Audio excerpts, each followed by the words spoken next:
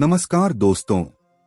दक्षिण भारत के जंगलों का सबसे बड़ा और खूंखार तस्कर वीरप्पन के किस्से आज भी चर्चा में रहते हैं। एक ऐसा डाकू जिसने सैकड़ों लोगों की हत्या की और अपनी बच्ची तक को नहीं छोड़ा था। आज हम आपको इस वीडियो में वीरप्पन के जीवन के कुछ खूंखार किस्से बताएंगे। बेटा सो जा वरना गब्बर आ जाएगा, ये डायलॉग सभी ने शोले फिल्म में जरूर सुना होगा, लेकिन असल जिंदगी में ऐसा आतंक और खौफ वीरप्पन का था। वीरप्पन दक्षिण भारत के जंगलों का सबसे बड़ा और खूंखार तस्कर था, जिसके ऊपर सैकड़ों लोगों की हत्या, 2000 से ज्यादा हाथियों का शिकार और 140 करोड़ से ज्यादा की चंदन तस्करी का आरोप था। लंबी मूछें और बेखौफ आवाज उसकी पहचान थी। वीरप्पन का डर ऐसा था कि आज भी तमिलनाडु के लोगों के जहन में उसकी दरिंदगी की कहानियां जिंदा है। वीरप्पन जब तक जिंदा रहा दक्षिण की सरकारों के लिए सिर दर्द बना रहा। कर्नाटक के गांव गोपीनाथम में 8 जनवरी 1952 को जन्मे वीरप्पन का असली नाम मुनिस्वामी वीरप्पन था। वीरप्पन साल 1987 में उस समय चर्चा में आया जब उसने दिगंबर नाम के एक वन अधिकारी को अगवा किया था। दरअसल वनों में जब अधिकारी जांच को आते थे तब वीरप्पन और उनकी मुठभेड़ हो जाती थी। वीरप्पन के चर्चा में आने से पहले तमिलनाडु के जंगलों में पुलिस पेट्रोलिंग करती थी। इसके प्रमुख लहीम शहीन गोपालकृष्णन हुआ करते थे।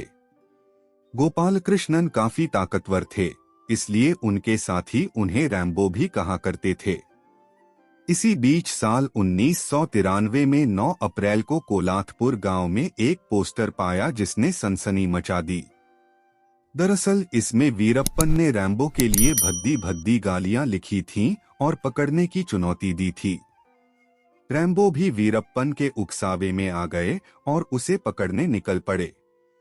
इसके बाद बीच में उनकी जीप खराब हो गई, जिस कारण उन्होंने रास्ते में तैनात पुलिस से वैन ले ली और 15 मुखबिरों, 2 वन गार्ड और 4 पुलिस वालों के साथ निकल पड़े।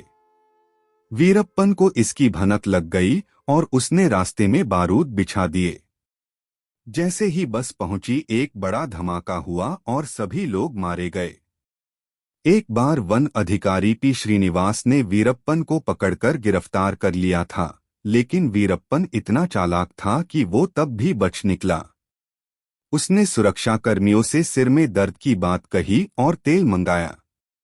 इसके बाद उसने वो तेल सिर की जगह हाथों में लगाया और कुछ ही मिनटों में उसने अपने हाथ हथकड़ियों से बाहर निकाले और भाग निकला। वीरप्पन ने श्रीनिवास से अपनी गिरफ्तारी का बदला भी लिया। वीरप्पन ने श्रीनिवास को मारने के लिए अपने छोटे भाई अर्जुनन को साथ में लिया और एक चाल चली। जैसे ही श्रीनिवास अर्जुनन के संपर्क में आए, अर्जुनन ने उन्हें वीरप्पन के सरेंडर करने की बात कही। हालांकि ये सब वीरप्पन की चाल थी। इसके बाद वीरप्पन को जैसे ही श्रीनिवास पकड़ने आए, उसने गोली मारकर अपना बदला लिया। श्रीनिवास की हत्या करने के बाद भी वीरप्पन का दिल नहीं भरा और उसने इसके बाद अधिकारी का सिर काटा और घर ले गया। इसके बाद उसके गैंग ने श्रीनिवास के कटे सिर से फुटबॉल भी खेला। साल 2000 में दक्षिण भारत के मशहूर फिल्म अभिनेता राजकुमार का भी पाला डाकू वीरप्पन से पड़ा।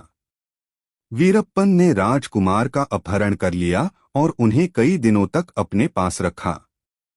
इस दौरान उसने तमिलनाडु और कर्नाटक दोनों ही सरकारों को घुटने पर ला दिया और अपनी कई बातें मनवाई।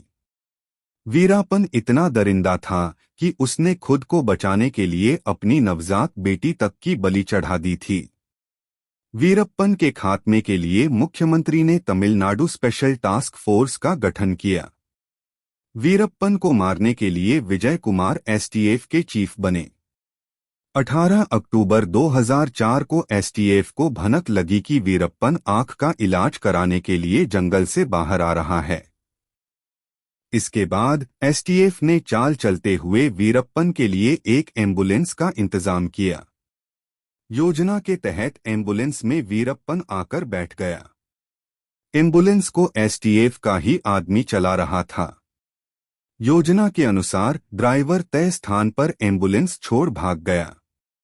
यहां पहले से मौजूद एसटीएफ के जवान घात लगाए बैठे थे और उन्होंने AK-47 से फायरिंग कर 20 मिनट के अंदर वीरप्पन का खात्मा कर दिया।